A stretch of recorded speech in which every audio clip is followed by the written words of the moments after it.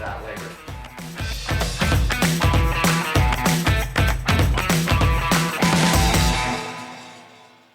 Hey guys, welcome back to the channel. I've been doing some research and I think I need to work on my background. I want to make sure I have a nice scene behind me. So today, this is a Sunday morning, I'm going to do a little project and up the set, if you will, for the future of the Jalopy Johnson Garage channel.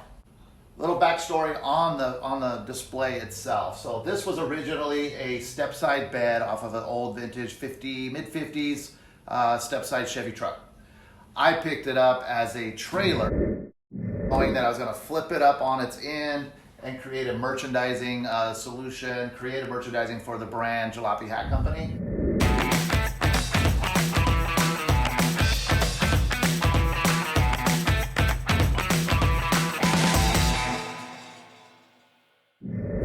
It never made its final destination. There was a business that we partnered with that did some embroidery for us. They had a huge, cool vintage showroom in an old downtown building where we used to live. Super cool guys. We're gonna support the brand as we launched it.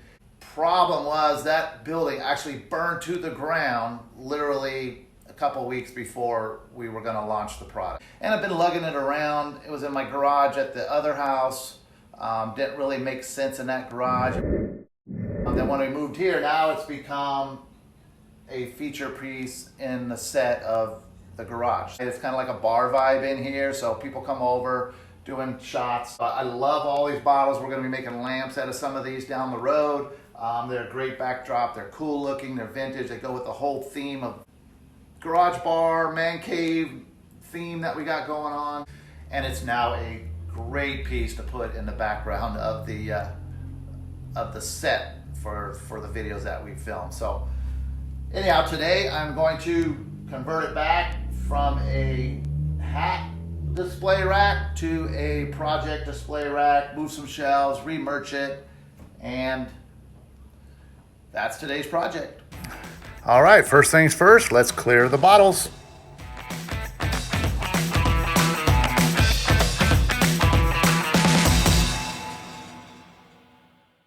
So now you can kind of see how it would really highlight the hats and the shirts if it were indeed in a retail shop. Scratch that. Now we are full Jalopy Johnson Garage backdrop mode. Not going to do much here. Going to go ahead and adjust the shelves to house different merchandise. That's pretty much it. Beer taps is something that I collect personally, and I would love to keep some of these in here. So I definitely got to have enough height.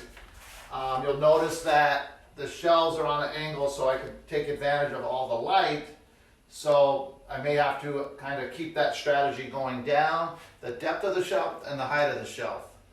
Another thing that I want to put on here is these are the hat stands I love to create. This particular one was actually created out of an old vintage flashlight, and it's specifically created for this particular hat. You'll see some of these in some upcoming videos. We'll probably feature some of these hats in here. This is my tallest bottle, so I'll probably use this as a base measure. So that will definitely fit here if I was to take this out. So I might just take this shelf out, put a couple more on the bottom, go ahead and leave this one in place, and then maybe figure out a way to run lights under every shelf.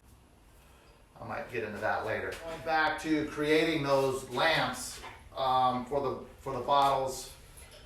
I mean, that's a great man cave item. This one's called the Jack the Ripper lamp. It's super cool. Obviously, it's too tall here, so I will probably keep that in mind for the next shelf. All right, so now I'm removing the middle shelf, and then I'm going to remove the poles that were holding the clothes, the shirts. Then I just went ahead and started doing my measurements for the next two shelves on the bottom. I actually have about a 13-inch gap right here, which is perfect for my tallest bottle. And then I'm also looking at the depth of the shelves. So 15 inches here, And this one's more of a shallow it went through the hole, of 8 inches. So as I was contemplating on how many shelves to put on here, I want some capability to put some taller items. I could put some tall items in front that might clear this. What we are going to do is we're going to do this same scenario down here. I'm going to do a shallower shelf, maybe a little bit deeper than this 6 inches, maybe go 8 inches. Oh, this is 8 inches, so maybe 10 inches, 13 inches down, and then I will do a deeper one a little bit lower, and then that's going to allow me to put another strip of lights right here. Then I'll get the same tier-stepped effect on there. All right, so I went ahead and just double-checked my measurements, and then brought the shelf over, marked my holes where the existing brackets were.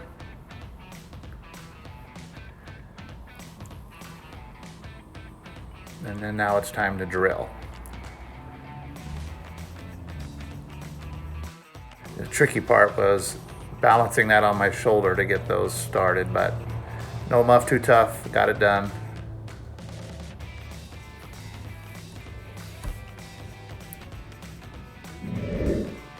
All right, measure twice, cut once.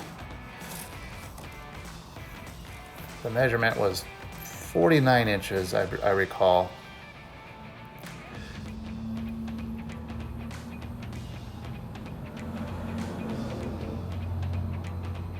It's kind of awkward cutting on that display fixture there. I don't have any sawhorses at the moment. It's on my list. So turn the board around so I put the longer end in, that way it wouldn't fall down on me, and one quick cut.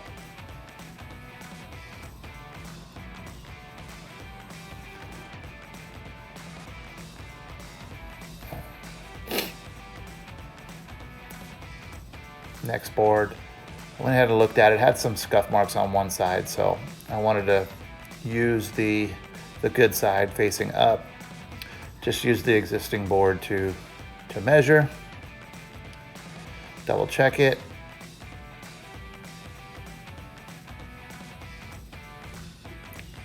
Mark the line.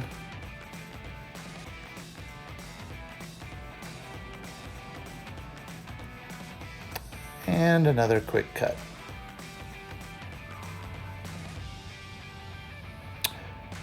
So then I went ahead and placed them down. I stepped out to the boneyard, grabbed a piece of pallet wood where I'll just measure off. I'm going to use this to kind of hold both boards together to make one shelf. Pretty simple.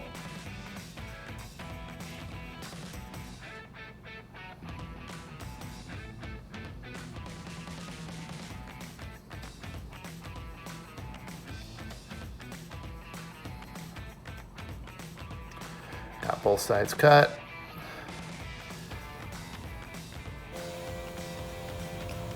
Used a little bit of wood glue.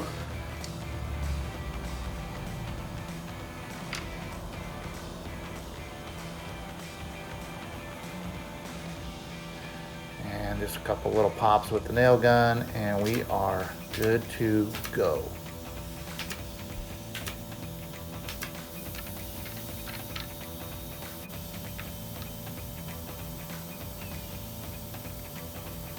Had to make sure the other side's pretty much the same measurements as the other. I used that little block to make sure it was the same.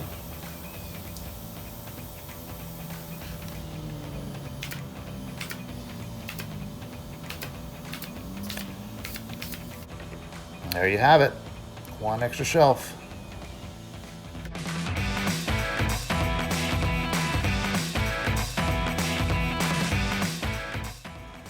Installing this shelf was actually easier than the one that had the brackets already on it. I just double checked my measurements and then drilled the holes first, and then I went ahead and screwed on the brackets. That way when I dropped down the shelf, it just rested right on the brackets. A couple screws from underside and we are done. Then I quickly went ahead and scrubbed all the shelves. As I mentioned before, this rack was kind of sitting out for a while, so it was a little bit dusty from the garage, but it also had bird crap from when it was outside. So I wanted to get all that off before I proceeded to put on any other finish. So the two existing shelves, you can kind of see the level of patina or weather that they currently have. It's going to be tricky trying to get the bottom ones to match.